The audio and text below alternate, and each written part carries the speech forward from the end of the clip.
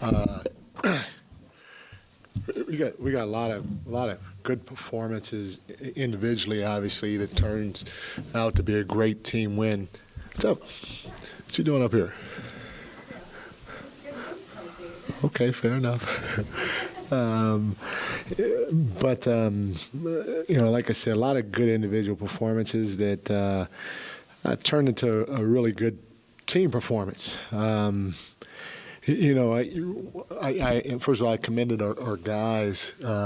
It's tough, and yeah, I know it's tough for the officials, but there's two nights in a row that, man, we've gotten outscored, or not even outscored, but in terms of attempts, we probably minus 30, if not more, in the free throw situation versus two really good teams. And we got to keep fighting and trying to figure out what we're doing to where we're not getting to the free throw line, but our opponents are as much as they are, because it's hard to deal with. But our guys did a great job of just trying to go out there and play, keep their composure, and not allow the discrepancy from the free throw line bother them. And so I commended them on that.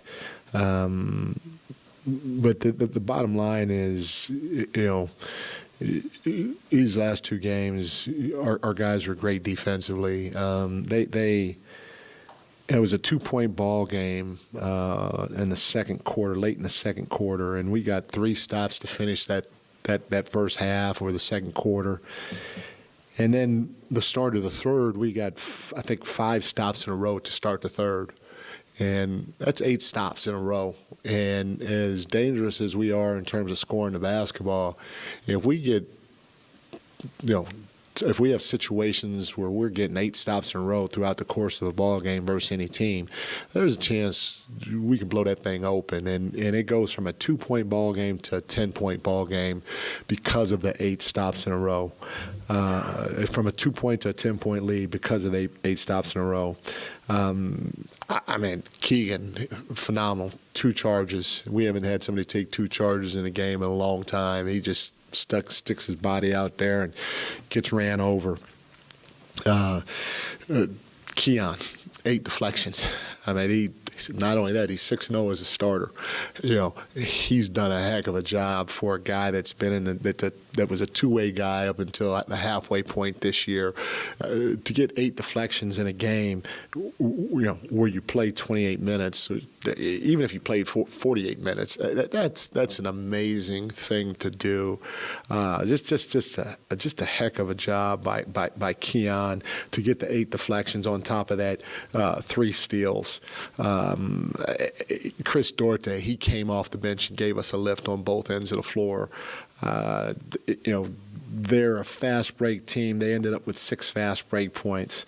They had 16 points in the paint in the second half. And one of the things that we told our guys before the game is, if we can try to keep them under 50, we're going to have a chance. And there was a stretch where it wasn't looking good. I think in the first quarter or something like that, they might have had 16, and next thing you know, they were up to 30.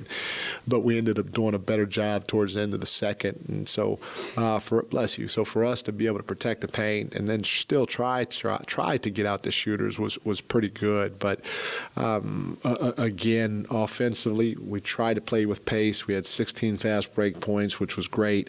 We keep telling our guys to go to the offensive glass. We only had 9 offensive rebounds, but turned into 16 second chance points. So we're finding ways to score without even running any offense. When you're talking about 16 fast break points, 16 second chance points, especially if you only get to the free throw line 12 times. But, man, what a game by HB. HB hit big shot after big shot after big shot. Keegan, 19 points, 11 rebounds, huge double-double from him. Obviously, Domas, I mean, it's just the norm for him to get a triple-double. For sure, it's the norm for him to get a double-double, but heck of a game by him versus a very, very physical team. I mean, he was getting hit, bumped, and all that stuff, and he just stayed in there and had 19 rebounds, 10 assists, and 17 points. But again, I thought it was our bench that was great for us because, we had a starter out, obviously, which moved Keon to the lineup, and we had a rotational guy out. And again, I talked about Duarte. Obviously, Malik is as dangerous as he is. But the guy that I want to mention last is Davion.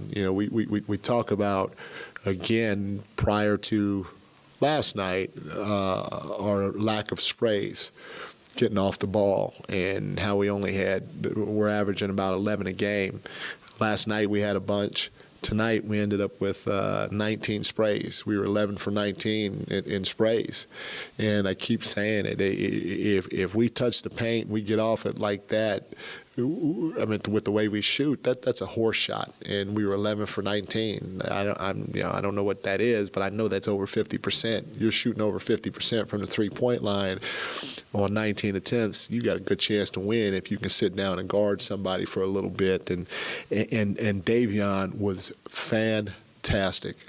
Every time he touched that paint, man, the defense collapsed, and he put that thing on time, on target. It was just beautiful, fun basketball to watch. Just a whale of a game from Davion on both ends of the floor, but predominantly with the way that he sprayed the ball. HB was a beneficiary of a couple of those things when the game was tight in the fourth.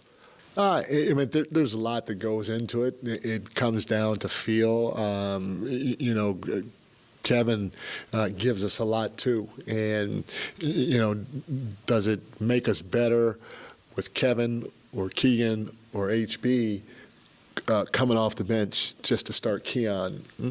I don't know. I don't have that feel yet. You can always bring Keon in the game early. Keon can still average 20, 25 minutes a game if need be, and so kind of like Malik, just get it can give us the luxury of, obviously finishing the way we want to finish, but playing different lineups based on the flow of the game, because we might go out there and the flow of the game might be in our favor with whoever's starting. Okay, let's ride with that. Okay, they want to make a run or they want to do this. You got Malik, you got Keon, you got Davion coming off the bench, and it just adds to what is already a very, very good bench. Coach, you mentioned Malik's name a couple of times. Obviously, he went out. He did come back, finished with like 26 minutes. Can you tell us exactly what happened, what his status is, and if you expect him to miss any time? I'm not sure what. I know he got knocked to the ground. Somebody said it was like a stinger, so he could have gone back in the game in the first half. But he had 3 fouls, and I felt we were in a pretty good rhythm to close the half, and so I didn't want to risk him picking up his 4th, and I just said we'll hold him, give him a chance to get his wits back, and then we'll go back to the regular rotation in the second half. And but I mean, I don't know. Have you heard any update? Yeah, I think he's fine. Yeah, I mean, afterwards he was yelling that we were 10-2 when we don't have a shoot around. So I think he's fine. He was like the head coach. I hope the head coach hears it. And I was standing right next to him, so he's back to the old Malik. It's all of that, and then just his growth in terms of his not just maturation mentally, but especially physically. Before when he was in there, and you're holding guys off and you're getting held off. When that ball hits the rim, now you got to be able to go up through some contact. And with his strength and his size, he's starting to be able to go up through some contact. He had a couple of big rebounds in traffic, but and to go up at a point and grab that thing. And again, it's only going to get better because he's got a great nose for the ball, and he's just starting to learn the officials, learn the opponents, and learn ways that he can take advantage of his size, strength, height, athleticism when it comes to rebounding the basketball. Thanks, everyone. Thank you, guys.